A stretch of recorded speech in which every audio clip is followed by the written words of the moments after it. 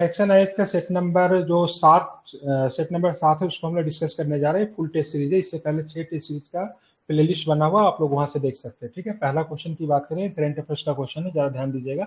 निम्नलिखित जोरों पर आपको विचार करना है। ठीक है, यहाँ पे नौसेना दिया हुआ है, यहाँ पे अभ्यास वाले देश का नाम दिया हुआ है। ठीक, कोंकण की बात करेंगे तो भारत और यूके के बीच में होता है, बिल्कुल ठीक है।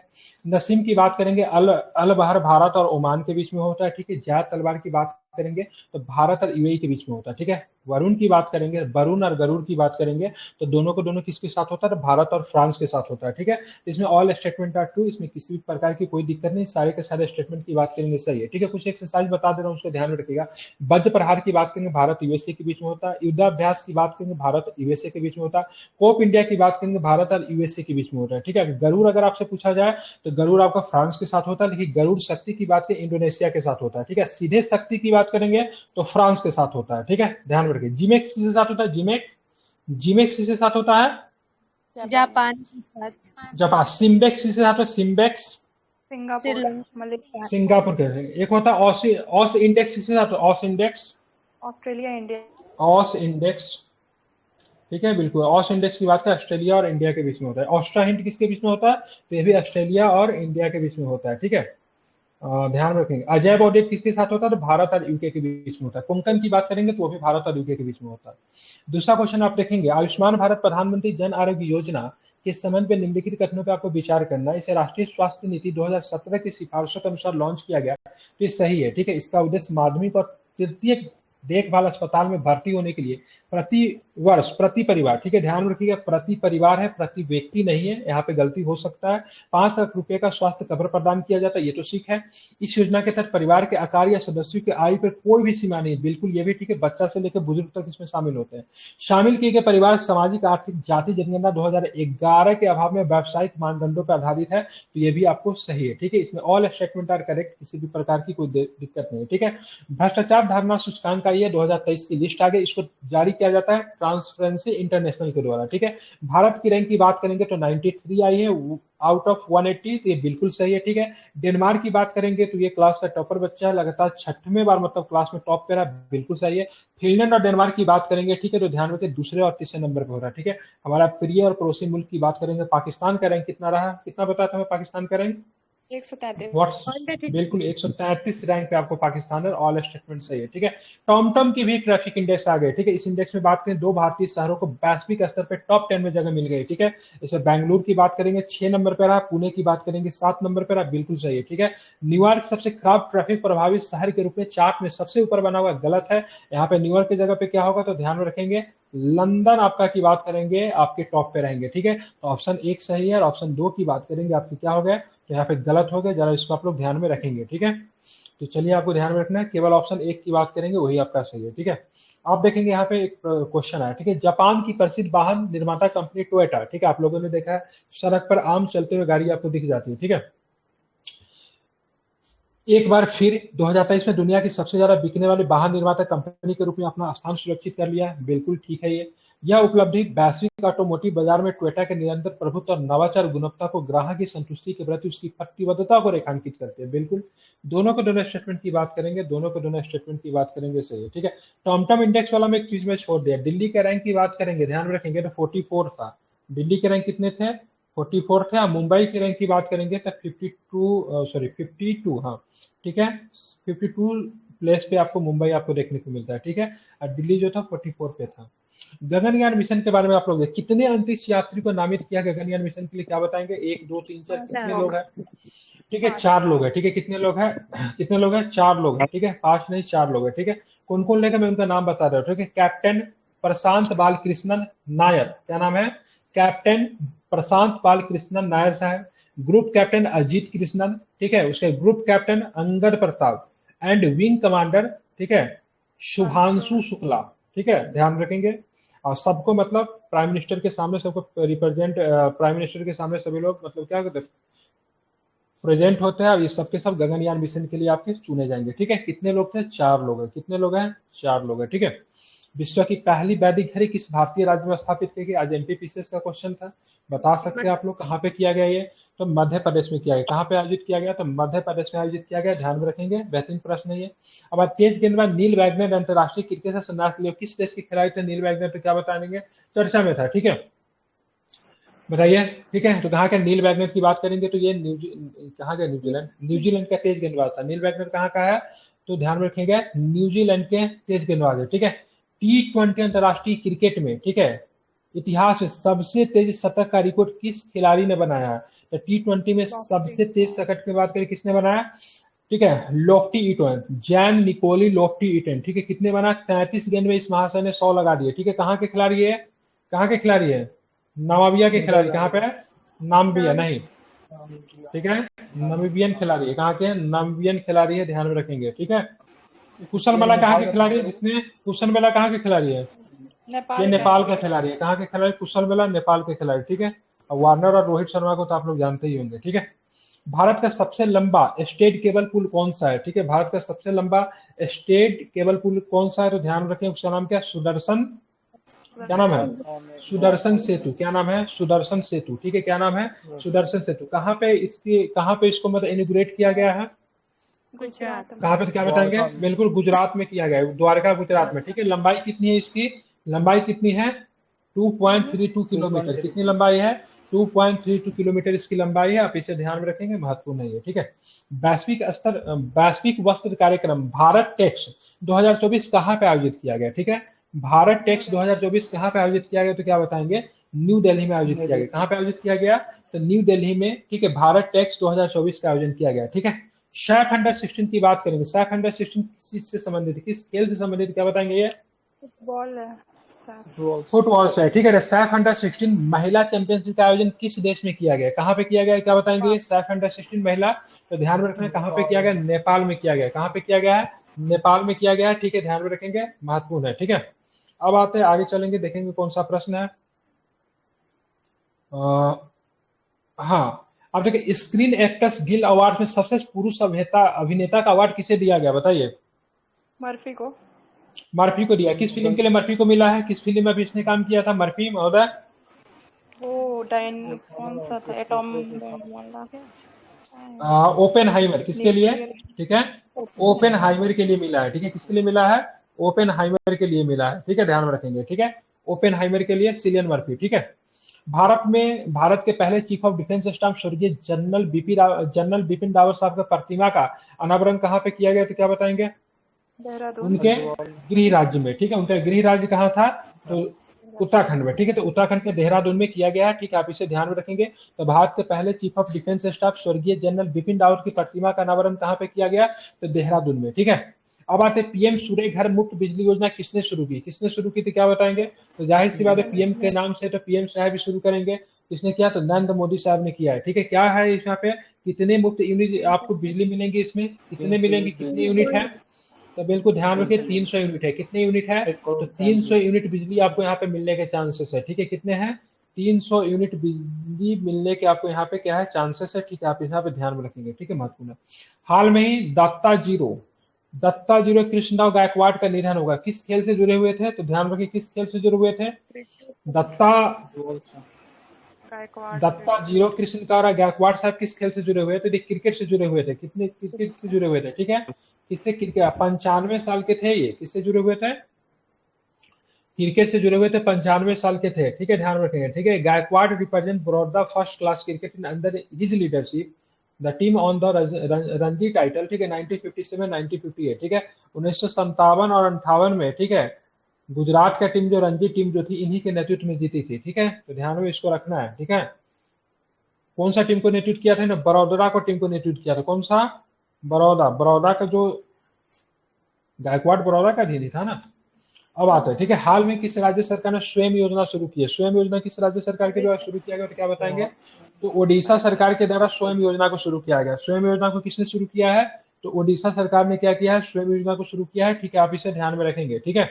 अब आते हैं, बताना है आपको, ठीक है, उत्तर प्रदेश सरकार ने बेहतर आपदा प्रबंधन के लिए किसके साथ समझौता करने का निर्णय किया है? तो बेहतर आपदा प्रबंधन के लिए किसके साथ किया गया? ध्यान रखें, IIT रुड़की, किसके साथ? आईआईटी रुड़की के साथ क्या किया गया है? तो समझौता किया गया है, ध्यान में इसको रखें। किसके साथ? तो आईआईटी रुड़की के साथ।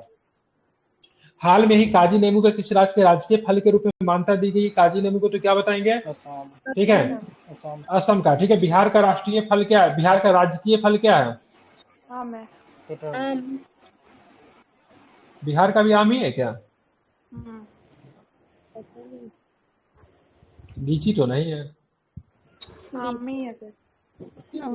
आम ही होगा। ठीक है, बौद्धिक संपदा की बात करेंगे। बौद्धिक संपदा सूचकांक 2024 में भारत का रैंक बताइए, क्या रैंक है इंडिया का? रैंक इसमें क्या है? 42nd। ठीक है, 42। ठीक है, इसको रिलीज कौन करता है? कौन रिलीज करता है इस रैंक को?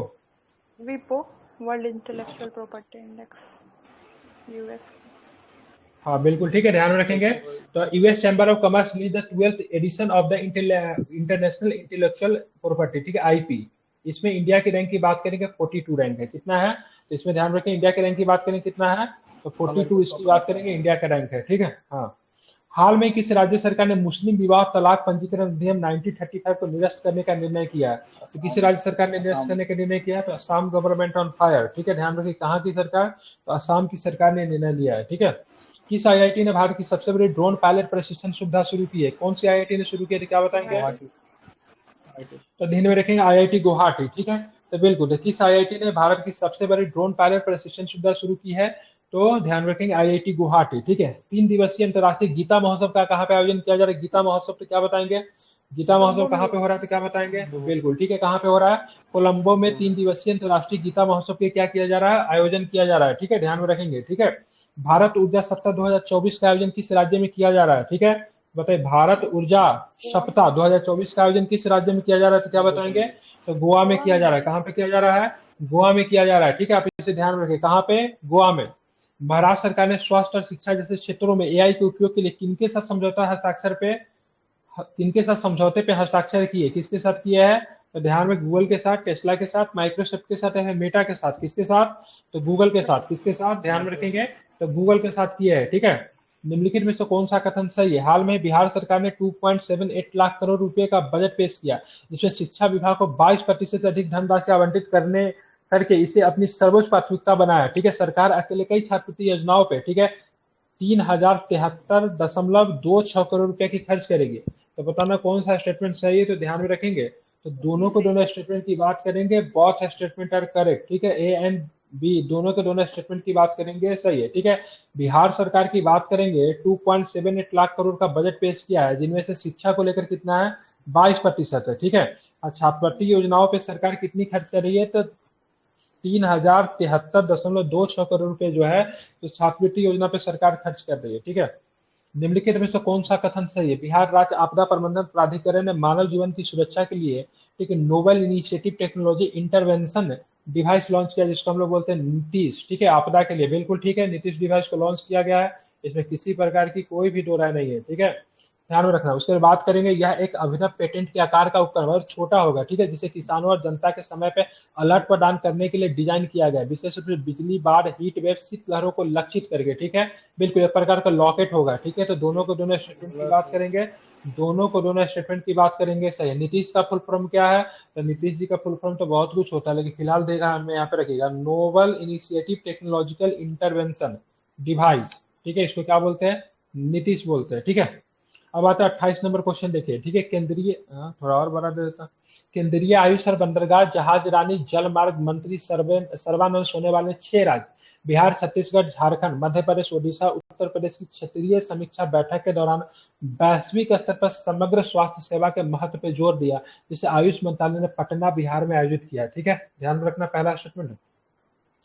दूसरा, के आयुष मंत्रालय ने राष्ट्रीय आयुष मिशन की केंद्र प्रायोजित योजना के तहत अपने राज्य वार्षिक कार्य योजनाओं में उल्लेखित विभिन्न पहलों को लागू करने में राज्य और केंद्र शासित प्रदेश सरकारों को सक्रिय रूप से समर्थन दे रहा है।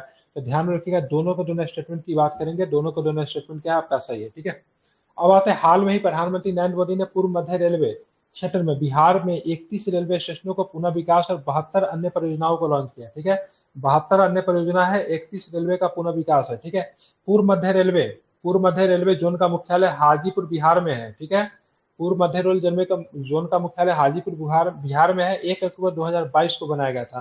तो बताना कौन सा स्टेटमेंट सही है? पहले पूर्व मध्य रेलवे का मुख्यालय बताइए कहाँ पे है। तो ध्यान रखिए, पहला वाला स्टेटमेंट की बात करेंगे ये तो सही है, ठीक है। बाकी दूसरा वाला स्टेटमेंट गलत है, क्योंकि 31 रेलवे स्टेशन का पुनः विकास नहीं किया जा रहा, 33 रेलवे स्टेशन का पुनः विकास किया जा रहा है, ठीक है। और साथ में 72 अन्य प्रोजेक्ट पे भी मतलब बिहार में मतलब क्या होगा, काम होगा, ठीक है। कितने रेलवे का पुनः विकास किया जा रहा है, तो 33 रेलवे स्टेशन का पुनः विकास किया जा रहा है। और साथ में पूर्व मध्य रेलवे की मुख्यालय की बात करेंगे, तो पूर्व मध्य रेलवे की मुख्यालय की बात करेंगे तो कहाँ पे, तो ध्यान में रखिएगा कहाँ पे है। तो पूर्व मध्य रेलवे का मुख्यालय की बात करेंगे तो आपको हाजीपुर में ही आपको देखने को मिलता है। ध्यान में इसको रखना है, इसकी मुख्यालय 31 अक्टूबर, ठीक है, कब बनी थी, तो ध्यान में रखना है 2000 को बनी थी, इसको भी आप लोग ध्यान में रखेंगे, ठीक है, महत्वपूर्ण है। अब आगे चलते हैं, देखेंगे कौन सा प्रश्न है, ठीक है। चलिए, तो इसका दोनों का दोनों स्टेटमेंट की बात करेंगे, बॉट स्टेटमेंट इसके करेक्ट है, ठीक है। निम्नलिखित में से कौन सा कथन सही है। हाल में केंद्रीय वित्त मंत्रालय के तहत, ठीक है, आर्थिक मामलों के विभाग के महत्वाकांक्षी बिहार एकीकृत जल संसाधन प्रबंधन परियोजना के लिए विश्व बैंक से ऋण के लिए राज्य सरकार ने अनुरोध को अपनी मंजूरी दे दी है, ठीक है। राज्य सरकार की चल रही पहल हर खेत तक सिंचाई का पानी निश्चय और जल जीवन हरियाली अभियान के साथ संरेखित, ठीक है, BIW RMP को 4 वर्षों की अवधि में लागू किया जाएगा। बताना कौन सा स्टेटमेंट की बात करेंगे। तो पहला वाला स्टेटमेंट की बात करेंगे तो आपका सही है, दूसरा वाला स्टेटमेंट गलत है। दूसरा वाला स्टेटमेंट गलत क्या बताइए। 4 वर्ष नहीं होगा। होना चाहिए। राज्य सरकार की चल रही हर खेत तक तो 6 सिंचाई का साल के लिए पानी लागू होगा निश्चय इसमें। और जल जीवन हरियाली अभियान के साथ, ठीक है। और ये संरेखित 6 वर्षों के, यहाँ पे टाइमिंग तो दिया हुआ है 6 ईयर्स है, ठीक है। कितना है, 4 ईयर्स नहीं, कितने हैं, 6 ईयर्स है, ठीक है। कितने वर्षों के लिए लागू होगा, ये 6 साल के लिए लागू होगा, ठीक है। तो पहला सही है, बाकी सेकेंड ऑप्शन की बात करेंगे, सेकेंड ऑप्शन आपका गलत होगा। तो सही पूछ रहा था ना, तो केवल पहला सही है, ठीक है। अभी तक हम लोग करंट से बाहर आ गए, हाँ करंट से बाहर आ चुके हैं, ठीक है। अब आते हैं ज्योग्राफी का क्वेश्चन, आपके सामने दिख रहा होगा। भारत के स्थान के संबंध में निम्नलिखित कथनों में कौन सा कथन सत्य है, ठीक है। भारत पूर्णतः पूर्वी और उत्तरी गोलार्ध में स्थित है, ठीक है। भारत की हिंद महासागर में सबसे लंबी तटरेखा है, ठीक है। तो ध्यान, उपर्युक्त में से कौन सा कथन सही है, तो दोनों को दोनों स्टेटमेंट की बात करेंगे, आपका सही है, ठीक है। सर एक मिनट, वो 29 नंबर क्वेश्चन का आंसर बी नहीं होगा। एक बार ये आप सी लगाए हैं। क्या है बी होगा, यही सही था क्या। 29 नंबर। हाँ तो गलत लगा है ना, पहला वाला तो गलत तो है, बोले तो 33 होगा, ठीक है। इसमें 31 की जगह पर 33 होगा। 33 होगा, ठीक है। तो लगाने से क्या होता है बताया तो सही, सी नहीं लगा हुआ, बी ही लगा हुआ था, नीचे आ गया है ये, ठीक है, थोड़ा सा ऊपर जाएगा, ठीक है। चलिए अब इसका बताइए, ठीक है। देखिए, हिंद महासागर के नाम ही तो भारत के नाम पे, तो जाहिर सी बात है सबसे लंबी तटरेखा जो हमारे साथ ही है। अब भारत की स्थिति की बात करें, पूर्वी और उत्तरी गोलार्ध में स्थित है, तो ये दोनों के दोनों स्टेटमेंट आपका क्या है, सही है, ठीक है। अब देखिए, बहुत आसान क्वेश्चन है, जरा इसको ध्यान से कीजिए, ठीक है। भारत द्वारा अपने पड़ोसी देशों के साथ साझा की गई अंतर्राष्ट्रीय सीमा के संबंध में निम्नलिखित कथनों पर विचार करना है, ठीक है। पहला वाला ऑप्शन आप लोग ध्यान में रखिएगा, भारत बांग्लादेश के साथ सबसे लंबी सीमा साझा करता है। कितने किलोमीटर की सीमा साझा करता है, 4096। पॉइंट पॉइंट पॉइंट 6 है, ठीक है, 4096.6, ठीक है। 4 भारतीय राज्य बांग्लादेश के साथ सीमा साझा करते हैं, ठीक है, ये बात सही है, गलत है, ठीक है, क्योंकि 5 भारतीय राज्य बांग्लादेश के साथ सीमा साझा करते हैं। कौन कौन है, वेस्ट बंगाल है, असम है, मेघालय है, त्रिपुरा है, मिजोरम है। देखिए, असम मेघालय त्रिपुरा मिजोरम किस में आता है, ये 5वीं 5th शेड्यूल में है कि 6th शेड्यूल में है। असम मेघालय त्रिपुरा मिजोरम किस शेड्यूल में है, तो 6th शेड्यूल में, 6वीं अनुसूची में है ना। 4 राज्य के बारे में चर्चा है ना 6वीं अनुसूची में, असम मेघालय त्रिपुरा मिजोरम। उसके अलावा वेस्ट बंगाल किसके साथ सीमा बनाएंगे, तो बांग्लादेश के साथ। भारत अफगानिस्तान के साथ सबसे छोटी सीमा साझा करता है, क्या ये बात सही है, बिल्कुल सही, ठीक है। तो सबसे छोटी सीमा साझा करता है, कितने किलोमीटर का सीमा है अफगानिस्तान के साथ, 106 किलोमीटर के साथ सीमा। तो 1-3 सही हो गया, ठीक है। पाकिस्तान के साथ कितना सीमा हमारा,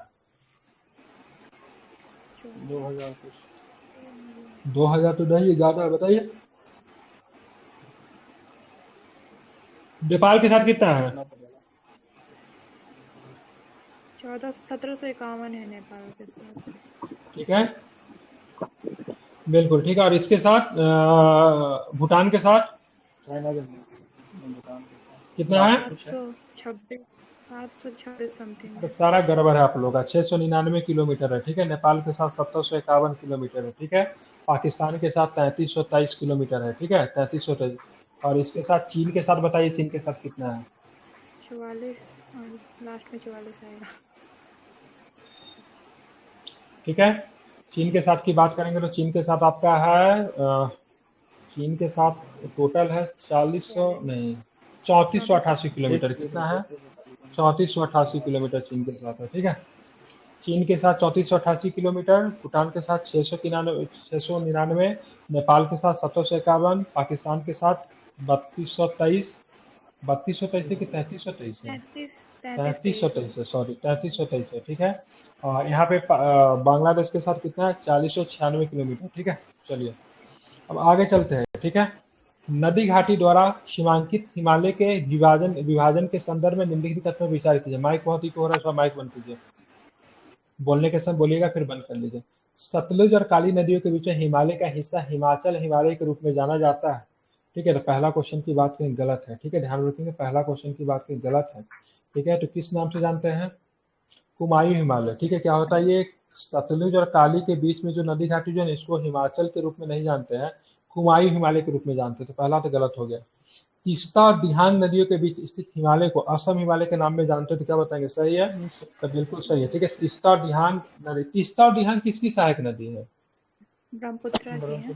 ब्रह्मपुत्रा की है, ठीक है। ठीक है, तो इसलिए क्या है, तो ध्यान रखेंगे ब्रह्मपुत्रा की मतलब क्या है? सहायक नदी है, इसे आप ध्यान में रखेंगे, ठीक है। और सतलुज और काली की बात करेंगे तो सतलुज और काली नदी, सतलुज और काली नदी किस राज्य में बहती है? ये उत्तराखंड में है और नेपाल नेपाल में। ये भारत और नेपाल के सीमा के बीच में काली नदी है, ठीक है। काली नदी भारत और नेपाल के बीच में सीमा रेखा बनाती है। और यहाँ पे काली लिपुलेख विवाद भी देखने को मिलता है, ठीक है। तो ये उत्तराखंड में आपको बहती है। तो सतलज और काली नदी के बीच का जो सीमा है उसको किसी कुमाई हिमालय के नाम से भी जानते हैं, ठीक है। ध्यान में रखेंगे, ठीक है। हाँ, और तीस्ता और दिहांग की बात करेंगे क्या हो जाएगा, तो इसको असम हिमालय के नाम से जानते हैं। तो ऑप्शन नंबर 2 क्या हो गया आपका? करेक्ट है, ठीक है। आप चलेंगे यहाँ पे देखिए, प्रश्न बहुत सुंदर दिया हुआ है, ठीक है, जरा इसको समझिएगा। 34 नंबर क्वेश्चन, प्रादीपीय पठार के बारे में निम्नलिखित कथनों पर विचार करना। प्रादीपीय पठार पुरानी चट्टानों से बना और यह सबसे पुराने भूभाग का हिस्सा है। तो ठीक है, ये कोई दिक्कत नहीं है, ठीक है। भारत के दक्कन ट्रैप कांतित चट्टानों से बने हुए हैं। तो क्या ये बात की बात करेंगे, सही है क्या? नहीं, ठीक है, वो तो नहीं, तो ये गलत होगा, ठीक है। हाँ बिल्कुल ठीक है, तो ये गलत, हाँ ठीक है, तो ये गलत हो जाएगा। पहला ये सेकंड वाला गलत हो जाएगा। यह पठार दक्कन ट्रैप के, ठीक है, अनाच्छादन से निर्मित काली मिट्टी के क्षेत्र के लिए जाना जाता है, बिल्कुल ठीक है। तो ये आपका सही है, ठीक है। 1 और 3 नंबर क्षेत्र, 1 और 3 नंबर की बात करें, ठीक है। काली मिट्टी के लिए जाना जाता है। और इस क्षेत्र में कौन सी फसल का खुद उपज होता है? कौन सा? बिल्कुल ठीक है। तो दक्कन के क्षेत्र में आपको कपास का उत्पादन आपको देखने को मिलता है, जो कि महाराष्ट्र गुजरात का इलाका, कुछ कर्नाटका का क्षेत्र इसमें क्या होता है, शामिल होता है, ठीक है। यहाँ पे कपास खूब होता है। चलिए, भारत की जलवायु के संदर्भ में काजू होता है क्या? क्या काजू भी होता है क्या काली मिट्टी? काजू लैटेराइट मिट्टी में होता है, काली मिट्टी में काजू नहीं होता, ठीक है, लैटेराइट मिट्टी में होता है। भारत की जलवायु के संदर्भ में निम्नलिखित कथनों पर विचार कीजिए। भारत की जलवायु उष्णकटिबंधीय और उपोष्णकटिबंधीय जलवायु की विशेषता है। तो क्या ये बात पहला नंबर ऑप्शन सही है क्या? ठीक है, बिल्कुल ठीक है। तो भारत की जलवायु उष्णकटिबंधीय और उपोष्णकटिबंधीय जलवायु की विशेषता है, ठीक है। हिमालय की उपस्थिति के कारण भारत में मध्य एशिया की तुलना में कम कठोर ठंड पड़ती है। मिडिल मध्य एशिया की बात करेंगे, मिडिल मिडिल उधर से जो हवा जो आता है मध्य एशिया से, एकदम शीतलहरी वाली जो हवा थी, बर्फीली हवा जो आती है, हिमालय उसको रोक लेती है। क्या करती है? हिमालय उसको रोक लेती है, ताकि हमारे इधर एकदम मतलब पाला नहीं पड़ता, नहीं तो हमारी स्थिति खास करके नॉर्थ इंडिया की स्थिति बहुत ही ज्यादा खराब हो जाती है, ठीक है। तो हिमालय क्या करती है, हमारी शीतलहरी से मतलब क्या करती है, सुरक्षा करती है। भारत के तटीय क्षेत्रों में भारत के आंतरिक स्थानों की तुलना में मध्यम तापमान रहता है। बिल्कुल, जो तटीय क्षेत्र जो होगा, जो समुद्री इलाका, गोवा में आप कभी भी जाओगे तो वहाँ पे गर्मी नहीं पड़ेगी, बॉम्बे में कभी भी जाओगे तो बहुत ज्यादा गर्मी, बहुत ज्यादा ठंडा नहीं पड़ेगी, क्योंकि क्या है, तटीय इलाका, तटीय इलाका का तापमान जो है समुद्र के द्वारा भी क्या होता है, नियंत्रण होता है, ठीक है। तो इसलिए वहाँ का तापमान मतलब क्या होता है, सामान्य होता है, मध्यम होता है, ठीक है, मॉडरेट होता है। तो तीनों के तीनों स्टेटमेंट की बात करेंगे, सही है। कोरियोलिस बल के बारे में निम्नलिखित कथनों पे आपको विचार करना है, ठीक है, ध्यान रखिए, ठीक है। तो कोरियोलिस बल के बारे में निम्नलिखित कथनों पर आपको क्या करना है, विचार करना है, तो विचार कीजिए। पहला नंबर, कोरियोलिस बल पृथ्वी के घूमने के कारण होता है, तो ठीक है, पृथ्वी के घूमने के कारण ही कोरियोलिस बल होता है, ठीक है। या उत्तरी गोलार्ध में हवा को बाईं ओर जबकि दक्षिणी गोलार्ध में दाईं ओर मोड़ती है, तो ध्यान रखेंगे ये स्टेटमेंट की बात करेंगे तो ये गलत लिया है, ठीक है। कोरियोलिस बल के तहत हवा की गति को फेरेल का नियम भी कहते हैं, तो कई बार आप लोगों ने फिजिक्स में भी पढ़ा होगा और ज्योग्राफी में, तो कोरियोलिस बल के तहत हवा की गति को किसका नियम कहा जाता है, फेरेल का नियम कहा जाता है, जिसका ये। बाकी इसमें गलती क्या है, ये उत्तरी गोलार्ध में हवा को दाईं ओर जबकि दक्षिणी गोलार्ध में हवा को मतलब क्या करती है, बाईं ओर करती है, ठीक है। तो ध्यान रखना, आपको 1 और 3 स्टेटमेंट की बात करेंगे, आपका सही है। एल नीनो काफी चर्चा में रहा है, ठीक है। एक होता है एल नीनो, एक होता है ला लीनो, ठीक है। एक क्या होता है, ला लीनो, ठीक है। एक होता है क्या होता है, एल नीनो, ठीक है। एक होता है एल नीनो, ठीक है। तो ला लीनो की बात करेंगे, भारतीय मानसून पे कैसा प्रभाव डालती है, नकारात्मक प्रभाव डालती है, ठीक है, ध्यान रखेंगे, ठीक है, निगेटिव इफेक्ट, ठीक है। ये कैसे डालती है, सॉरी लालिनो पॉजिटिव होता है, ठीक है। एल नीनो कैसा होगा, निगेटिव होगा, ठीक है, ठीक है। नहीं, लालिनो, अरे ला का मतलब ही खुशी होता है, ठीक है, और एल नीनो क्या होता है, निगेटिव होता है, ठीक है, ध्यान में रखना है, ठीक है। अब यहाँ पे क्वेश्चन देखिए, क्वेश्चन जो कह रहा है जरा उसको समझिएगा, ठीक है।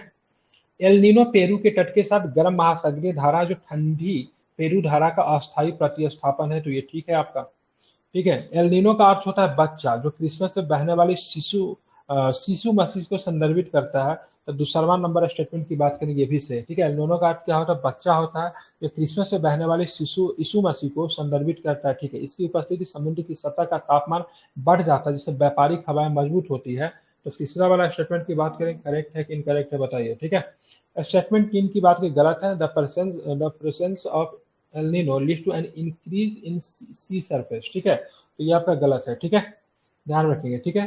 तो इसकी उपस्थिति से समुद्र की सतह का तापमान बढ़ जाता है, जिससे व्यापारिक हवाएं मजबूत होती है, तो ये आपका गलत लिया है। बाकी ऊपर का जो भी ऑप्शन है, तो दोनों के दोनों ऑप्शन सही है, क्योंकि इसके टेम्परेचर क्या होता है, वीक हो जाता है, ठीक है। Temperature and weakening of the trade winds in the region, ठीक है। टेम्परेचर क्या होता है, इससे मजबूत नहीं होता है, तापमान बढ़ता नहीं, कमजोर हो जाता है, ठीक है। आपका पहला दूसरा तो सही, बाकी तीसरा नंबर स्टेटमेंट की बात करेंगे गलत है, तो आपका यही ऑप्शन की बात करेंगे सही है, ठीक है। अब आते आगे देखेंगे, ठीक है। इस क्वेश्चन को देखिए, जून के महीने में निम्नलिखित किस स्थान पर वर्षा होने की संभावना है, तो जून के महीने में कहाँ पे वर्षा हो सकती है, सबसे पहले दक्षिण भारत को छोड़ के, ठीक है, सब जगह पे वर्षा होगी मोस्टली, ठीक है। तो जून के महीने में सभी जगह पे वर्षा, इसमें सारा ऑप्शन सही है, हैदराबाद भी लिया है, बॉम्बे भी लिया है, भुवनेश्वर भी लिया है, लखनऊ भी हुआ, पटना में तो खूब बारिश होता है, ठीक है। तो ध्यान रखेंगे, इसके सारे के सारे ऑप्शन की बात करेंगे, सारे के सारे ऑप्शन क्या है आपके सही है, तो सभी जगह पे मतलब क्या हो सकते हैं, जून के महीने में क्या होंगे, वर्षा देखने को आपको मिलेंगे, ठीक है। चलिए 49 नंबर क्वेश्चन देखिए, ठीक है। लू के संदर्भ में निम्नलिखित कथनों पर आपको विचार करना है, ये उत्तर और उत्तरी पश्चिमी भारत के दिन के समय, ठीक है, चलने वाली नमी वाली तेज और गर्म हवाएं हैं, ठीक है। हालांकि ये हवाएं घातक नहीं होती और लोगों को अत्यधिक ठंड के मौसम में अस्थायी राहत पहुंचाती है, ठीक है। कौन सा सही है बताइए, गलत पहला है। तो गलत है, गलत है। क्योंकि इसमें मॉइस्चर नहीं होता है, ठीक है, ध्यान रखेंगे। दूसरा वाला भी गलत है, क्योंकि भाई राहत नहीं पहुंचाती, बहुत ही मतलब क्या होता है, दुखदायी होती है, तो दोनों को दोनों ऑप्शन की बात करेंगे, तो दोनों को दोनों स्टेटमेंट की बात करेंगे सही नहीं है, तो नन ऑफ दीज मतलब दोनों के दोनों गलत है। 40 नंबर क्वेश्चन देखिए, बंगाल की खाड़ी के उष्णकटिबंधीय चक्रवातों के बारे में निम्नलिखित कथनों पर विचार करना है। अंडमान सागर से उत्पन्न होने वाले निम्न दबाव के अवसाद इन चक्रवातों के निर्माण में सहायता करते हैं, ठीक है, ध्यान रखेंगे, पहला ऑप्शन। दूसरा की बात की ये उष्णकटिबंधीय चक्रवात मानसून के बाद के मौसम से जुड़े होते हैं। चक्रवात पूर्व से पश्चिम की ओर बढ़ते हैं, इसलिए भारत के पूर्वी तट पर भारी व्यापक बारिश होती है, जो अक्सर विनाशकारी होती है, ठीक है। बताना कौन सा स्टेटमेंट सही है, तो ध्यान रखेंगे, सारे के सारे ऑप्शन की बात करेंगे, टोटल ऑप्शन सही है, ठीक है, इसमें किसी प्रकार की कोई दिक्कत नहीं है, सारे ही ऑप्शन क्या आपके सही है, ठीक है। अब आते हैं ये जनगणना से क्वेश्चन आपको लिया, इसको जरा ध्यान में देखिएगा। भारत की साक्षरता के संबंध में निम्नलिखित कथनों पर विचार करना है, ठीक है। 2011 की जनगणना के अनुसार 7 वर्ष या उससे अधिक आयु का व्यक्ति जो किसी भी भाषा को समझ कर पढ़ और लिख सकता है, उसे साक्षर माना जाएगा। बिल्कुल ठीक है, ध्यान रखिएगा। गन्ना की आयु कितने पे की गई है? ठीक है, तो ध्यान रखिए 7 वर्ष। कितने आयु है? 7 ईयर्स और एवोव। ठीक है, इसको ध्यान में पूछा जाता है। महिलाओं की साक्षरता दर देश की औसत साक्षरता दर से कम है। ठीक है, तो बिल्कुल दूसरा स्टेटमेंट की बात करेंगे तो दूसरा स्टेटमेंट भी सही, क्योंकि महिला का जो साक्षरता दर है और देश का जो औसत जो साक्षरता दर है उससे मतलब क्या है? कम है। इसको भी आपको ध्यान में रखना है। ठीक है, ध्यान रखेंगे। ठीक है, चलिए फीमेल का कितना था साक्षरता, तो बता सकता है कोई? तो 16.4 पॉइंट की बात करेंगे, कितना है? 6 है। ठीक है, अब मेल का कितना है? तो 80.9 है। ठीक है, अब बोलोगे सर एवरेज कितना है? तो एवरेज कितना है तो ध्यान रखें 73% के आसपास, 73% के आसपास आपको एवरेज आपको देखने को आपको मिलेगा। ठीक है, तो 73% एवरेज है तो महिला का तो भाई कम ही हुआ ना। अब पुरुष की बात करेंगे तो 18.9 है। ठीक है, तो ध्यान में इसको रखना है। ठीक है, तो फीमेल का बात करेंगे जो एवरेज है उनसे भी मतलब कम है। ठीक है, बिहार में तो आपको पता ही है, बिहार में तो फीमेल का कितना है? फीमेल का 51% के आसपास फीमेल का है। ध्यान में रखेंगे बिहार में। चलिए अब मेल का कितना बिहार में? 61% के आस मेल का है और 71% के आसपास मेल का है और 61% बिहार में एवरेज है। ठीक है, डाटा अप्रॉक्स में है। निम्नलिखित में से कौन सा बायोस्फीयर रिजर्व यूनेस्को के विश्व नेटवर्क द्वारा ऑफ बायोस्फीयर रिजर्व में शामिल नहीं है? ठीक है, चलिए तो इस पे प्रश्न है, बता रहे पन्ना बायो रिजर्व, पंचमढ़ी, डिब्रू सखोवा या फिर खंगजेंड जोखा बायो रिजर्व, कौन सा शामिल नहीं है इसको बताइए? पंचमढ़ी। तो डिब्रू सखोवा, ठीक है, डुबरी सखोवा बायो रिजर्व इसमें शामिल नहीं है। कहाँ पे पड़ेगा डिब्रू सखोवा बायो रिजर्व? कहाँ पे पड़ेगा? अरुणाचल में। डिब्रू असम। सखोवा आई थिंक असम में पड़ेगा। ठीक है, कहाँ पे पड़ेगा? असम में पड़ेगा। जेपीएससी में क्वेश्चन पूछा था, असम का है। जेपीएससी के प्रीलिम्स में पूछा था। ठीक है, पन्ना कहाँ पे पड़ेगा? पन्ना क्या बताएंगे? पन्ना पन्ना एमपी एमपी एमपी में। पंचमढ़ी कहाँ पे पड़ेगा? पंचमढ़ी भी एमपी में है। बेल्टो। ठीक है, ये खंग क्या नाम है इसका? खंगजेंड जोंगा सिक्किम में। ये कहाँ शायद पड़ेगा ये? आपको अरुणाचल सिक्किम में में। पड़ता है। नहीं, सिक्किम में कंफर्म नहीं हूँ मैं। आई थिंक चेक कर लीजिए, अरुणाचल में आई थिंक पढ़ना चाहिए। एक बार मुझे भी जानकारी नहीं, इसको देख लीजिए। ठीक है, इसको चेक मैं यहाँ पे बता देता हूँ। कौन सा अभ्यारण्य? डी नंबर ऑप्शन दिख रहा है आपको, बताइए कहाँ पे सिक्किम में पड़ता है। ठीक है, सिक्किम में है। कंचनजंगा को ऐसे लिखा है, कंचनजंगा है ये कंचनजंगा लिखा हुआ है। ये सिक्किम में है, खंगचेत है, सिक्किम में है। खंगजेंड सिक्किम में जोंगा, ये तो पहला बार हम नामे सुने हुए, कौन होता है खंगजेंड नहीं जोंगा? सर, पुराना है, सिक्किम में है। इंग्लिश में कंचनजंगा है। हमको लगता नहीं शब्द जो है ना अपभ्रंश हो गया है। ठीक है, ध्यान में रखिएगा, ये कोई सिक्किम है में ही है। नहीं। हाँ, ये कंचनजंगा लिखना चाहिए यहाँ पे। ठीक है, ये तब गलती ये लिख दिया है। अगर ये आप लोग सिक्किम हाँ बोले तो ये कंचनजंगा होगा। हाँ, अगर सिक्किम होगा तो कंचनजंगा होगा, कि सिक्किम में ऐसा कुछ है नहीं। ये तो पूरे भारत में हमको नहीं लगता है ऐसा।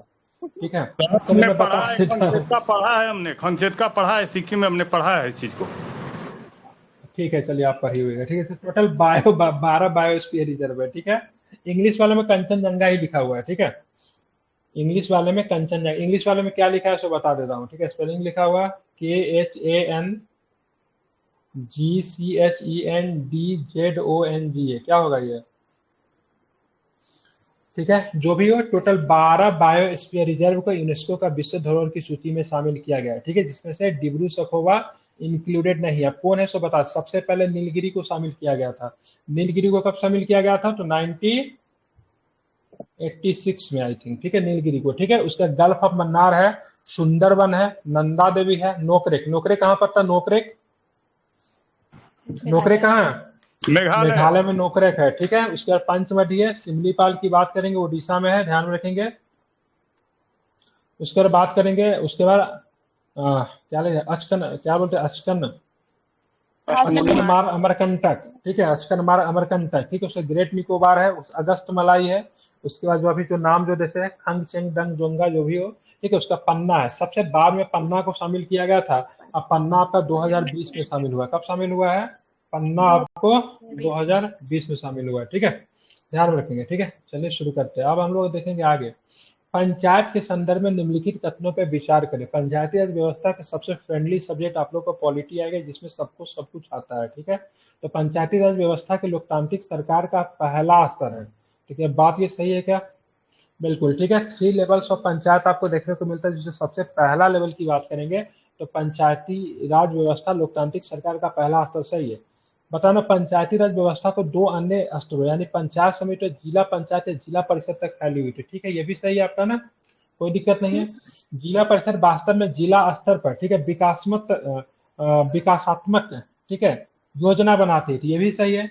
जिला परिषद की मदद से राज्य सरकार सभी ग्राम पंचायतों को धन वितरण को नियंत्रित करती है, तो गलत है। ठीक है, क्योंकि ऑलरेडी पंचायत के पास अपना वित्त आयोग होता है, जो कि किस अनुच्छेद में है, 243 का सब क्लोज आई में। ठीक है, तो उसके लिए ऑलरेडी पंचायत के लिए एक वित्त आयोग है, जो कि एक संवैधानिक संस्था है, राज्य वित्त आयोग, न कि मतलब जिला परिषद के द्वारा फंडेड किया जाता है। तो चौथा नंबर ऑप्शन की बात करेंगे तो ध्यान में रखेंगे, गलत हो जाएगा। चौथा नंबर ऑप्शन क्या होगा, गलत हो जाएगा। ठीक है, ध्यान रखेंगे। ठीक है, तो 1, 2, 3 की बात करेंगे, आपका सही है। अब आगे देखेंगे। ठीक है, पुलिस प्रशासन के कामकाज के बारे में निम्नलिखित में से कौन सा कथन सही है।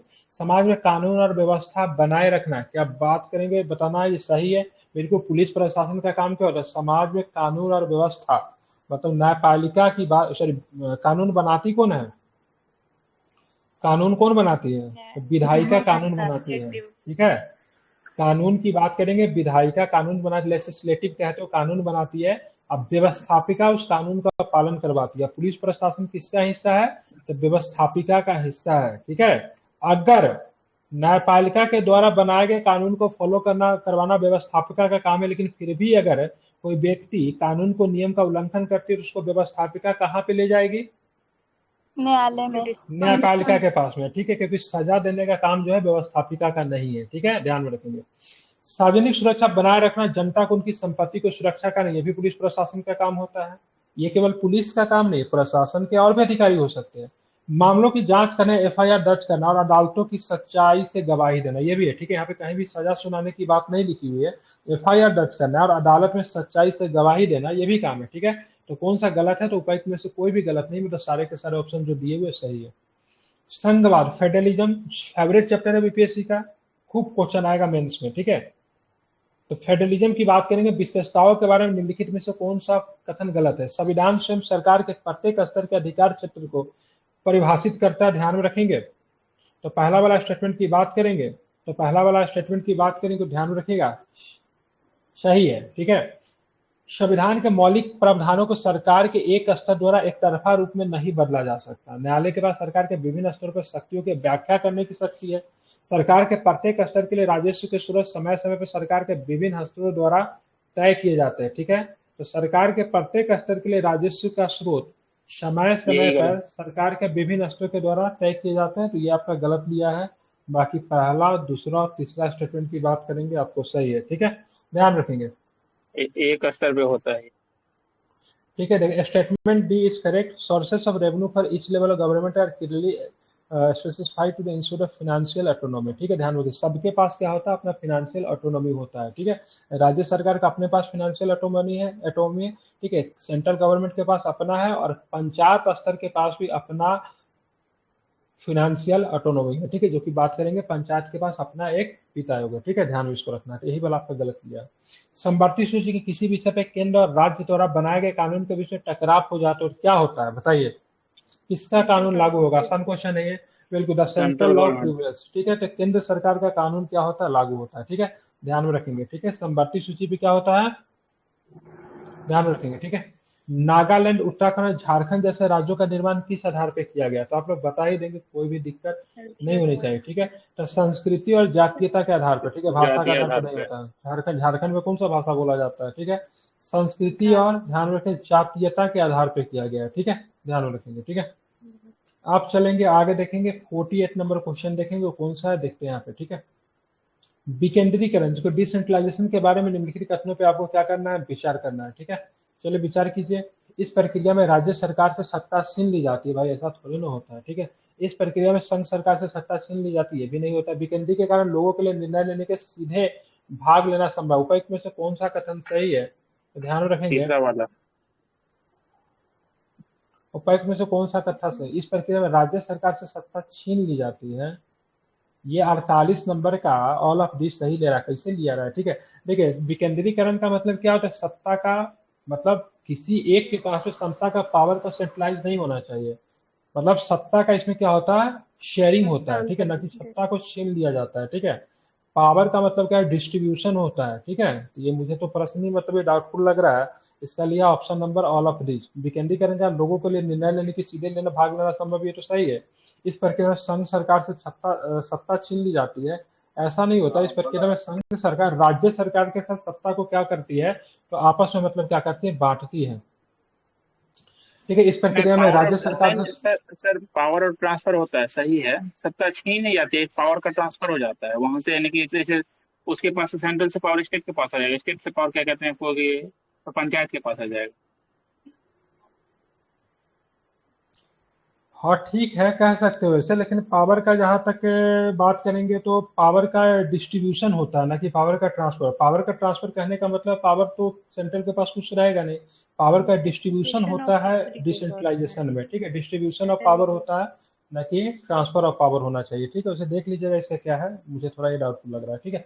चलिए, निम्नलिखित में से कौन सा कथन ये सुझाव देता है कि राजनीतिक जाति आधारित नहीं होती बल्कि जाति राजनीतिकरण होती है, ठीक है। अच्छा क्वेश्चन है, बताइए, ठीक है। जब सरकारें बनती है तो राजनीतिक दल इस बात का ध्यान रखते हैं कि विभिन्न जातियों के प्रतिनिधियों को इसमें जगह मिले, ऐसा कुछ नहीं है, ठीक है। ये तो इसका क्या लेना है, इसमें सही पूछना है, ठीक है। ये गलत माना है, ठीक है। प्रत्येक जाति समूह पड़ोसी जातियों को शामिल करता है जिसे पहले बाहर रखा गया था, ठीक है। बिल्कुल ये आपका सही लिया है, ठीक है। अब यहाँ पे देखेंगे, विभिन्न जाति समूह अन्य जातियों के साथ गठबंधन करते हैं, ये भी आपका सही मिला है। चुनावों में राजनीतिक दल और उम्मीदवार जातिगत भावना की अपील करते हैं, ठीक है।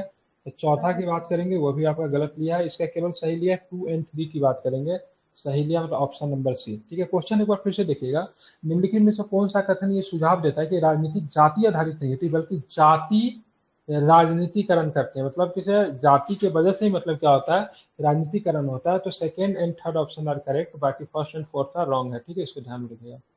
दबाव समूह के बारे में तो जानता है, प्रेशर ग्रुप जिसको कहते हैं।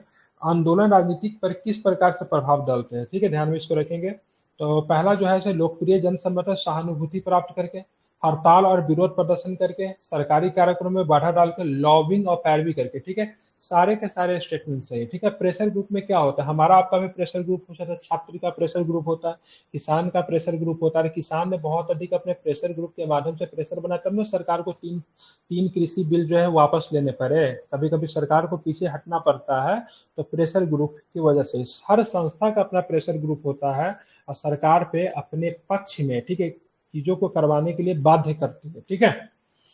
लोकतांत्रिक सरकार के बारे में निम्नलिखित में से कौन सा कथन गलत है, ठीक है। इसके निर्णय लोगों को अधिक स्वीकार्य व अधिक प्रभावी होते हैं, ठीक है।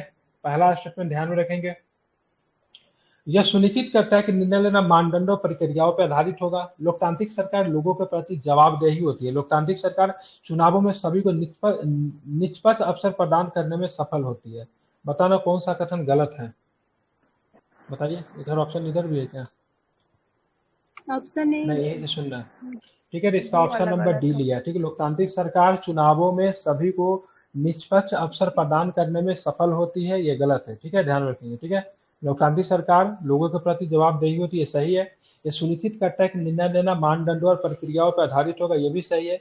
इसके निर्णय लोगों को अधिक स्वीकार्य व अधिक प्रभावी होते, ये भी आपका सही लिया, ठीक है। गलत कौन है, तो डी नंबर आपका गलत है, ठीक है। अब देखिए यहाँ पे राजशाही शासन प्रणाली, मोनार्की फॉर्म ऑफ गवर्नमेंट के बारे में दिया हुआ है, ठीक है, इसको जरा समझिएगा। अब यहाँ पे देखेंगे, यहाँ पे पहला नंबर ऑप्शन दिया हुआ है, सम्राट के पास निर्णय और कानून बनाने की शक्ति होती है लेकिन सरकार चलाने की नहीं होती है। सम्राट के पास मामलों पे, ठीक है, सरकार के साथ मामलों पर चर्चा करने के लिए लोगों का एक छोटा सा समूह हो सकता है, लेकिन अंतिम निर्णय लेने की क्षमता सम्राट के पास में होती है, ठीक है। सम्राट को अपने कार्यों की व्याख्या करनी होती है या अपने द्वारा दिए गए निर्णयों को बचाव करना होता है, तो कौन सा कथन सही है। तो अगर बात करेंगे इसका ध्यान से 2 और 3 स्टेटमेंट की बात करेंगे, सही है, ठीक है। बाकी पहला नंबर गलत है, क्योंकि सम्राट के पास निर्णय लेने और कानून बनाने की शक्ति होती है लेकिन सरकार चलाने की नहीं होती है। तो जो आदमी कानून बनाएगा, ठीक है, और निर्णय भी लेगा, तो फिर वो सरकार क्यों नहीं चलाएगा, ठीक है। तो गलत हो गया। 2 और 3 की बात करेंगे तो ऑप्शन क्या है, करेक्ट है। अशोक साम्राज्य के संदर्भ में निम्नलिखित कथनों पर विचार करना। अशोक ने जिस साम्राज्य पर शासन किया उसकी स्थापना उसके दादा बिंदुसार ने की थी, तो क्या बताना है, गलत है जाएगा ना। बिंदुसार तो अशोक के क्या थे, पिता थे ना, पिताजी थे ना, क्या हो जाएंगे, चंद्रगुप्त मौर्य ने किया था ना, दादा कौन थे उसके, चंद्रगुप्त मौर्य। और बिल्कुल ठीक है, चंद्रगुप्त मौर्य की बात करेंगे, उसके दादा थे। ठीक है, तो पहला गत हो गया।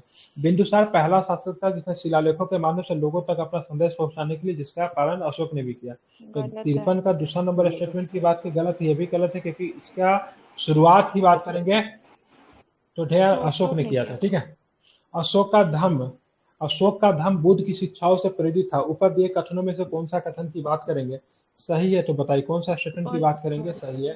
तो आपका यही आपका सही। ठीक है, ओनली 3 नंबर ऑप्शन की बात करेंगे सही है। ठीक है, तब तक 54 नंबर क्वेश्चन पर ही तो पानी पी लेता हूँ थोड़ा। निम्नलिखित विकल्पों को में मौर्य साम्राज्य के समय की तटीय शहर की पहचान करें।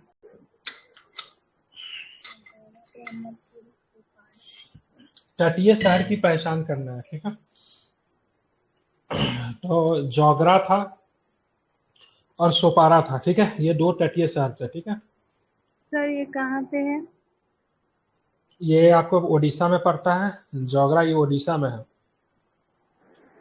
सुपारा होली ठीक है, और सोपारा कहाँ पे है? सोपारा कहाँ पे? सोपारा नहीं पता सर। हुगली मध्य नदी प्रदेश। पे ठीक है, ये महाराष्ट्र में पड़ता है सोपारा। नाला सोपारा नहीं, बहुत बोलते रहता है, नहीं बोलते नाला सोपारा, चलोगे?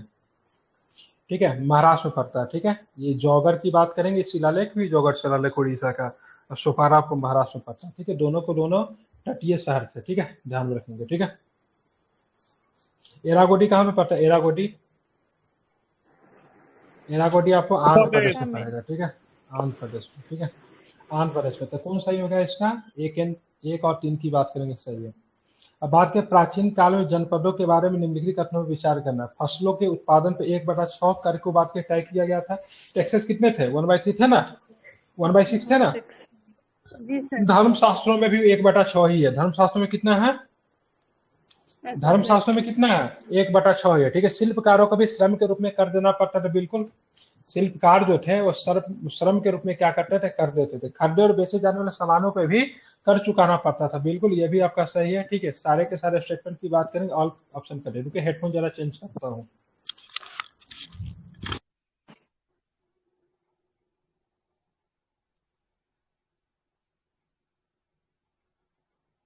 आवाज आ रही क्या? जी सर आ रही है। हेलो हेलो, आ रही है आवाज, थोड़ा स्लो आ रही है। फिर से बोलिएगा जरा। सर आवाज आ रही है बट थोड़ा स्लो। अच्छा आवाज, अभी अच्छा आवाज आ रहा है कि पहले वाला अच्छा आवाज आ रहा था? अभी नहीं, इससे पहले वाला जो हेडफोन जो लगाए हुए तो उससे ज्यादा अच्छा आवाज था कि इससे ज्यादा अच्छा आवाज आ रहा है? यही सही यही लगाइए तो सही पता है। चलेगा सर। अच्छा ठीक है, वो हेडफोन है ये ब्लू, ये क्या बोलते हैं उसको, ईयरबड्स है। ठीक है, तो इसके सारे के सारे ऑप्शन की बात करेंगे, सारे के सारे ऑप्शन सही है। ठीक है, महाजनपदों की संख्या कितनी थी? महाजनपद कितने थे? 16 था। ठीक है, महाजनपद के बारे में चर्चा कहाँ कहाँ पे दिया हुआ है? राज तरंगिणी में और अंगुत्तर निकाय में। अंगुत्तर अरे, निकाय, अंगुत्तर निकाय में, और भगवती सूत्र में भी, भगवा, और बोधिसत्व है और ना उसका। राज तो इसका तरंगिणी भी में। अष्टाध्यायी में। ठीक है, पाणिनि के अष्टाध्यायी में। ठीक है, ध्यान में रखेंगे। ठीक है, 22 बताया था ना वो। हाँ 22 हुए उसमें। ठीक है, 22 है कि चलिए आप देखें, अलबरूनी के बारे में निम्नलिखित कथनों पर विचार कीजिए। वो मोहम्मद गौरी के साथ भारत आया था। ठीक है, तो सही है। वो वर्तमान अफगानिस्तान से आया था क्या? गजनी के साथ आया था, सॉरी गौरी सॉरी, के साथ नहीं आया। गौरी नहीं, गजनी के साथ आया था। सॉरी, वो अफगानिस्तान से आया था। क्या ये बात सही है कि अफगानिस्तान से आया था? गलत है। नहीं, और अब क्या? ठीक है, किताब उल हिंद उसके द्वारा लिखी गई पुस्तक थी। तो केवल आपका यही सही है। ठीक है, क्योंकि मोहम्मद गजनी के साथ आया था, ख्वारिज्म से आया था। कहां से आया था? ख्वारिज्म से आया था। ख्वारिज्म की बात करेंगे, प्राचीन अभी वर्तमान संदर्भ में उज्बेकिस्तान में पड़ता है। ठीक है, न कि अफगानिस्तान में पड़ता है। तो केवल ऑप्शन नंबर 3 की बात करेंगे, तो केवल ऑप्शन नंबर ठीक है। ठीक है, गौरी के साथ नहीं, गजनी के साथ आया था। ठीक है, चलिए आप देखेंगे यहाँ पे अलाउद्दीन खिलजी और मोहम्मद बिन तुगलक के प्रशासन के संदर्भ में निम्नलिखित कथनों पर विचार करना है। मोहम्मद बिन तुगलक ने अपने सैनिक के लिए सीरी नामक एक नया गैरिसन बनाया था। तो गलत हो गया ना, किसने बनाया था? किसने बनाया था? अलाउद्दीन खिलजी ने, खिलजी। अलाउद्दीन खिलजी ने बनाया था। ठीक है, अलाउद्दीन खिलजी ने अपने सैनिकों को एकता के बजाय नगद वेतन देने का विकल्प चुना, दिल्ली में वस्तुओं की कीमती को भी नियंत्रित किया था। दूसरा नंबर ऑप्शन की बात करेंगे, सही है, ठीक है, मतलब ये बी नंबर ऑप्शन की बात करेंगे, सही है। पाइका विद्रोह की बात करेंगे, ठीक है, 1870 में पाइका विद्रोह आपको देखने को मिलता है, ठीक है, ध्यान में रखना है। तो 1817 में जो पाइका विद्रोह को खुर्दा विद्रोह भी कहा जाता है, जो तमिलनाडु में हुआ, ठीक है, तो ध्यान में रखेंगे। तो गलत है, पाइका विद्रोह तमिलनाडु में नहीं हुआ था, कहाँ पे हुआ था? उड़ीसा में। ओडिशा में हुआ था। कहाँ पे हुआ था? ओडिशा में हुआ था, ठीक है, पहला नंबर ऑप्शन करेक्ट, गलत, ठीक है। विद्रोह में बख्शी जगबंधु के नेतृत्व में लिया गया निर्णय, ठीक है। पाइका जमीनी मिलिशिया थे जो गजपति शासकों के लिए पुलिसिंग कार्यों में शामिल थे, तो ये आपका सही है, ठीक है। अब गजपति शासक कहाँ के शासक थे? तो ओडिशा के थे, ठीक है, ध्यान में रखना है। तो ऑप्शन 2 और 3 आर करेक्ट। निम्नलिखित में से कौन सा ब्रिटिश और मैसूर राज्य के बीच संघर्ष के कारण थे, ठीक है। तो क्या क्या कारण था इसके बारे में जरा हम लोग ध्यान देते हैं। तो पहले टीपू सुल्तान अपने राज्य के बंदरगाहों के माध्यम से माल के निर्यात पे रोक लगा दिया, तो सही है। स्थानीय व्यापारियों को अंग्रेजों के साथ व्यापार करने की अनुमति नहीं थी, तो बिल्कुल ये भी सही है। पुर्तगालियों के साथ उनके घनिष्ठ संबंध थे और उनकी मदद से उन्होंने अपनी सेना को आधुनिकीकरण किया, तो गलत है, ठीक है। किनके साथ संबंध थे? टीपू के सुल्तान किसके साथ थे? फ्रांसियों के साथ। किसके साथ संबंध थे टीपू के? तो टीपू के संबंध किसके साथ है? फ्रांसियों के साथ, फ्रांसीसियों के साथ है, ठीक है। तो ऑप्शन नंबर 1 और 2 की बात करेंगे, करेक्ट हो जाएगा। तीसरा नंबर ऑप्शन गलत है, क्योंकि इसका संबंध किसके साथ थे? फ्रांसीसियों के साथ इनके संबंध है, न कि मतलब किनके साथ है? न कि किनके साथ है, ठीक है, पुर्तगालियों के साथ, ठीक है। भारत सरकार अधिनियम 1958 के संबंध में निम्नलिखित कथनों पे आपको क्या करना है? विचार करना है, ठीक है। तो विचार कीजिए। 1958 था ना। पहला क्वेश्चन की बात की गई, कैबिनेट, ब्रिटिश कैबिनेट के एक सदस्य को भारत के लिए राज्य सचिव नियुक्त किया गया, शासन के सभी मामलों के जिम्मेदार जो था वही था, तो बिल्कुल ध्यान में रखना है। पहला नंबर स्टेटमेंट की बात करेंगे, तो पहला नंबर स्टेटमेंट की बात करेंगे, सही है, ठीक है, बिल्कुल ठीक है। भारत सचिव का पद जो था 1858 के एक में भी बना था, जो कि लंदन में रहता था, वो ब्रिटिश संसद के प्रति जवाबदेही उसकी होती थी। भारतीय शासकों को अपने राज्यों को ब्रिटिश क्राउन के अधीनिष्ठ के रूप में रखना था, जिसे व्यक्तिगत के सिद्धांत को जारी रखना था, गलत है, नहीं रखना था, व्यक्तिगत के सिद्धांत को समाप्त कर दिया गया था। अंग्रेजों ने, ठीक है, अंग्रेजों ने लोगों की पारंपरिक धार्मिक और सामाजिक प्रथाओं में हस्तक्षेप न करने का फैसला किया, तो बिल्कुल ही सही है। तो क्या पूछ रहा था, कौन सा स्टेटमेंट सही नहीं है? तो ऑप्शन नंबर 2 की बात करेंगे, सही नहीं है, ठीक है। आप चलेंगे ब्रिटिश भारत के दौरान प्राचायवाद, ठीक है, के बारे में निम्नलिखित कथनों में से विचार करें। प्राचायवाद की बात करेंगे तो देशी शिक्षा के समर्थक थे, ठीक है। प्राचायवादियों का मानना था कि प्राचीन भारतीय ग्रंथों और साहित्य का अध्ययन भारत में ब्रिटिश शासन का आधार होना चाहिए। ये ठीक है, किसी भी प्रकार की कोई दिक्कत इसमें नहीं है, इनका बिल्कुल ऐसा मानना था, ठीक है।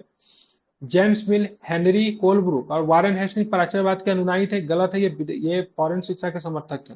बंगाल में, ठीक है, Asiatic society, Banaras Hindu college और कलकत्ता मदरसा प्राचार्य वित्त द्वारा स्थापित किया गया था, तो ये आपका सही है, ठीक है। तो ऑप्शन नंबर 2 की बात करेंगे, गलत है, ठीक है, ध्यान रखेंगे, ठीक है। ये सारे के सारे की बात की, सबके सब मतलब की बात करेंगे तो इंग्लिश लैंग्वेज के ये लोग समर्थक थे, न कि मतलब भारतीय प्राचीन भाषा के, ठीक है। तो 1 और 3 की बात करेंगे, सही हो जाएगा। बाकी ये वाला ऑप्शन जेम्स मिल, हेनरी कोलब्रुक और वारेन हेस्टिंग्स जो थे प्राचायवाद नहीं थे, ठीक है, ध्यान में रखना। सामाजिक धार्मिक सुधार आंदोलन के बारे में निम्नलिखित कथनों पर विचार करना, ठीक है। सामाजिक धार्मिक सुधार आंदोलन के बारे में निम्नलिखित कथनों पर क्या करना है? विचार करना है। प्रार्थना समाज के सदस्य जातिगत पूर्वाग्रह की पकड़ से छुटकारा पाने के लिए भोजन और स्पर्श पर जातिगत वर्जनाओं का उल्लंघन करेंगे, ठीक है। तो बिल्कुल ये पहला नंबर स्टेटमेंट की बात करेंगे, ध्यान में रखेंगे, सही है, कोई दिक्कत नहीं है। प्रार्थना समाज की स्थापना कब हुई थी?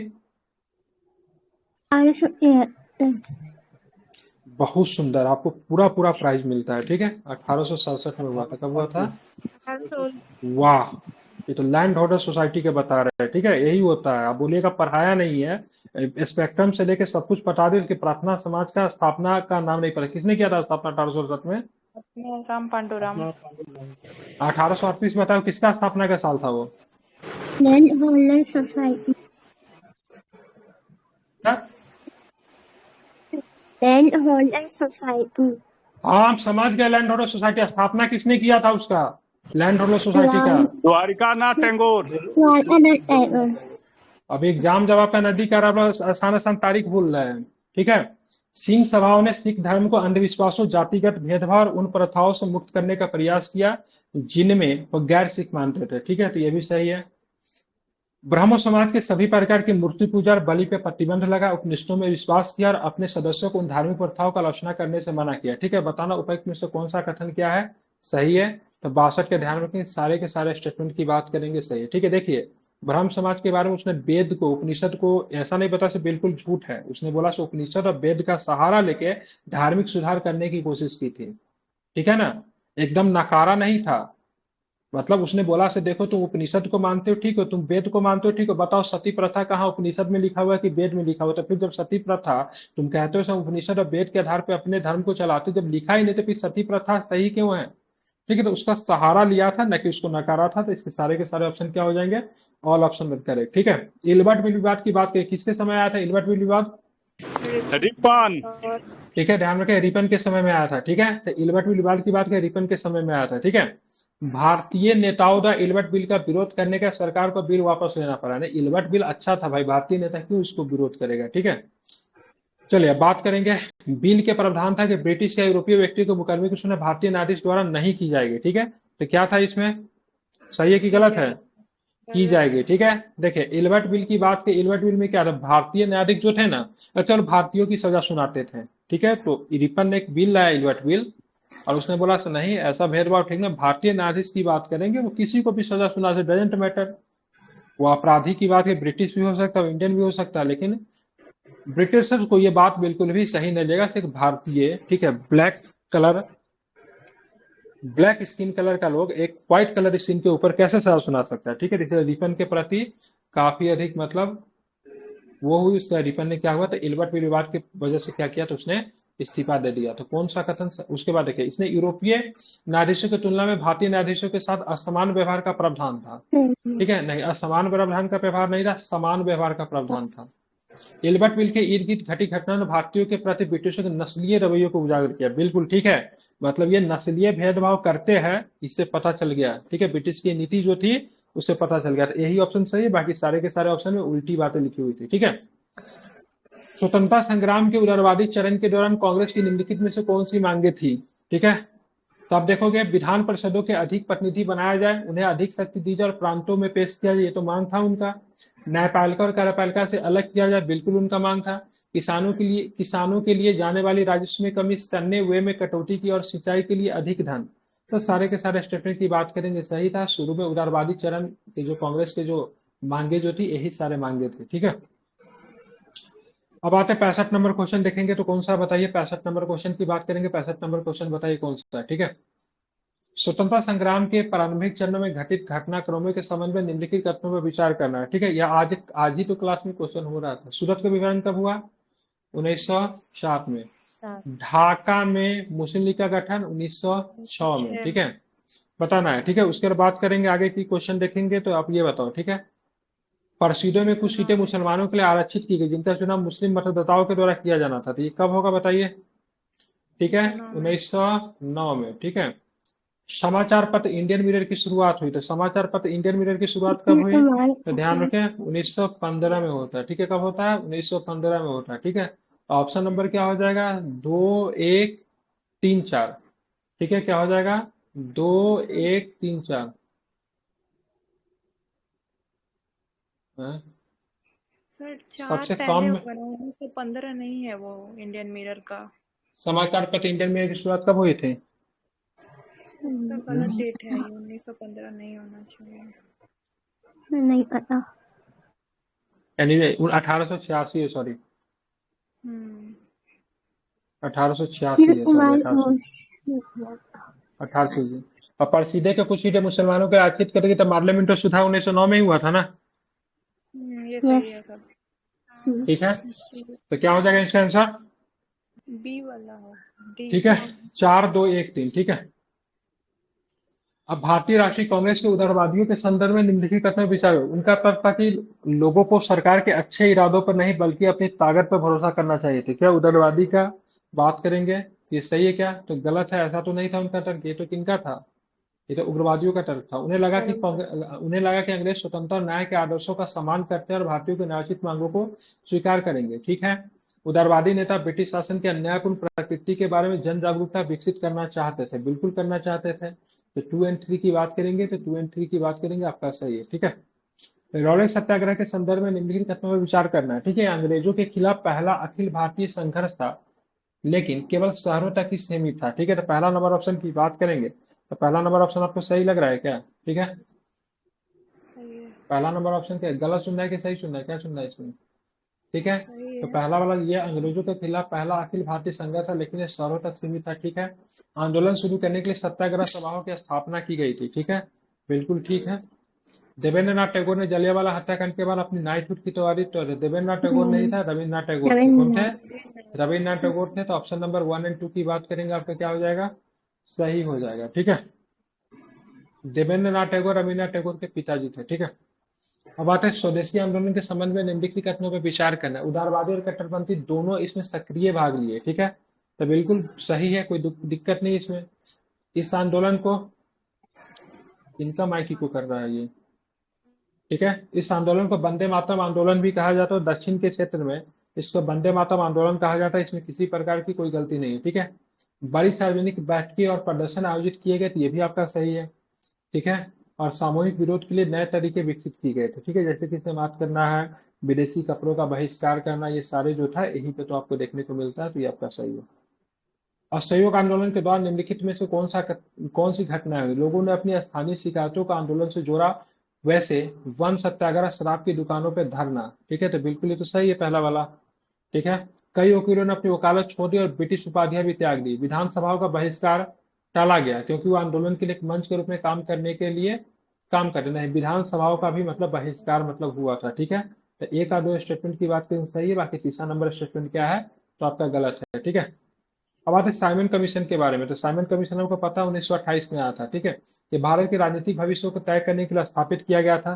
तो बिल्कुल पहला नंबर स्टेटमेंट की बात करेंगे तो बिल्कुल पहला नंबर स्टेटमेंट की बात करेंगे आपका सही, किसी प्रकार की दो दिक्कत नहीं है। आयोग में केवल एक भारतीय प्रतिनिधि था, तो गलत है, क्योंकि आयोग में कोई भी भारतीय प्रतिनिधि नहीं था। लगभग सभी राजनीतिक समूहों ने आयोग का बहिष्कार करने का फैसला लिया। ठीक है, बिल्कुल ठीक है। किसने बहिष्कार नहीं किया था? मुस्लिम लीग ने बहिष्कार नहीं किया था। ठीक है, ध्यान में रखेंगे। तो 1 और 3 की बात करेंगे तो 1 और 3 नहीं, मुस्लिम लीग, शायद इसका मुस्लिम लीग ने भी इसका बहिष्कार किया था। ठीक है, और किसने बहिष्कार नहीं किया? साउथ का कोई पार्टी ने बहिष्कार नहीं किया था। क्या नाम था साउथ का पार्टी का? साउथ का किसी पार्टी ने इसका बहिष्कार नहीं किया था, मुस्लिम लीग ने भी इसका बहिष्कार किया था। 1-3 सही है।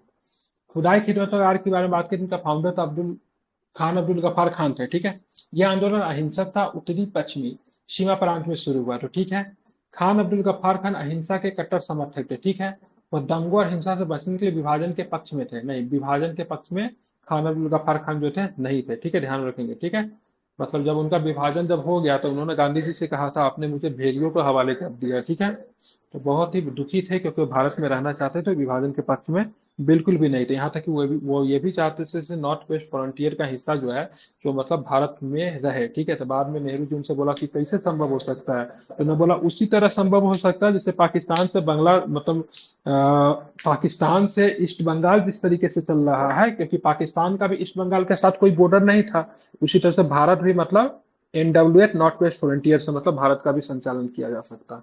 तो बड़ा ही मतलब विभाजन के मतलब क्या थे? खिलाफ थे ये।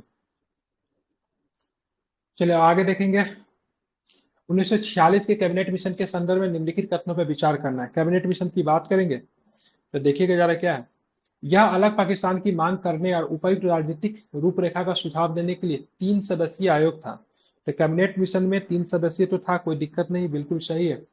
ठीक है, इसने मुस्लिम बहुल क्षेत्रों को कुछ स्वायत्तता के साथ एकीकृत भारत का सुझाव दिया, तो ये भी सही है।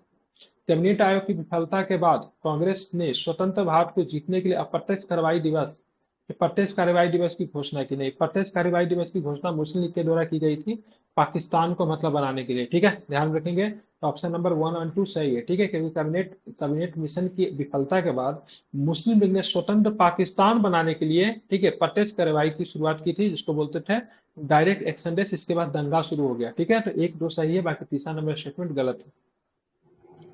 यूरोपीय बाजारों में भारतीय, ठीक है, यूरोपीय बाजारों में भारतीय वस्तुओं के संबंध में निम्नलिखित कथनों पर विचार करना है। पहला बात करेंगे, ध्यान रखेंगे, 1720 में ब्रिटिश सरकार ने इंग्लैंड के सभी प्रकार के भारतीय कपड़े के उपयोग पर प्रतिबंध लगाने वाला कैलिको अधिनियम पारित किया। 1886 में रिचर्ड आर्कराइट द्वारा भाप इंजन के आविष्कार से सूती कपड़ा बुनाई में क्रांति ला दी गई। ठीक है, बताना कौन सा स्टेटमेंट सही है। तो पहला वाला तो सही है, 1786 में रिचर्ड आर्कराइट के द्वारा भाप इंजन के आविष्कार से सूती कपड़ा के बुनाई में क्रांति लगा दी थी, तो सही है। बाकी ये जो क्वेश्चन की बात करेंगे तो ये 1720 में ब्रिटिश सरकार ने इंग्लैंड के सभी प्रकार के भारतीय कपड़े के उपयोग पर प्रतिबंध लगाने में कैलिको अधिनियम पारित किया। तो ये अर्ली 18 में किया गया था, मतलब अर्ली 18 में किया गया था, 1720 में नहीं होगा। ठीक है, इसका बात करेंगे केवल आपका बी नंबर सही दिया, बाकी ए नंबर ऑप्शन की बात करेंगे आपका गलत है। बंगाल प्रांत के संदर्भ में निम्नलिखित कथनों पर विचार करें। वारेन हेस्टिंग्स ने 1764 में बंगाल प्रांत का गवर्नर नियुक्त किया गया था, सही है क्या? 1764 में बना था वारेन हेस्टिंग्स, कब बना था वारेन हेस्टिंग्स? 1772 में बना था। ठीक है, गलत है ये। ठीक है, मुर्शिद कुली खान ने अपनी राजधानी मुर्शिदाबाद से मुंगेर हस्तांतरित कर दी थी, तो गलत है ना। कहाँ क्या था? मुर्शिदाबाद से कहाँ क्या था? मुंगेर कौन ले गया था? मीर कासिम ले गया था, न कि मुर्शिद कुली खान। प्लासी की लड़ाई, प्लासी की लड़ाई ब्रिटिश इंडिया कंपनी के श्रमिकों द्वारा बंगाल के नवाबों को कर और शुल्क का भुगतान न करने के परिणामों में से एक थी। यह भी गलत है। ठीक है, कौन सा कथन सही है? तो कोई भी कथन सही नहीं, ऑल ऑफ एवोटो। ठीक है, सारे के सारे गलत हैं। एच.टी. कोलब्रुक ने बंगाल में, ठीक है, भारत की समकालीन स्थिति के संबंध में निम्नलिखित में से कौन सी बातों का उल्लेख किया है? ठीक है, कौन सी बातों का उल्लेख किया था, ध्यान रखेंगे। तो यहाँ पे क्या है? कंडीशन ऑफ, ठीक है, ध्यान रखेंगे, किराएदारों की स्थिति। ठीक है, ध्यान रखना, इसके बारे में एच.टी. कोलब्रुक जो था बंगाल में भारत की समकालीन स्थिति के संबंध में विचार करते। ठीक है, तो आज 75 क्वेश्चन को रखेंगे हैं। ठीक है, क्योंकि ज्यादा ही हो गया। कल की बात करेंगे, इसका पार्ट 2 की बात करेंगे, आपका पार्ट 2 कल इसका आएगा। ठीक है, इसको 2 पार्ट में करेंगे।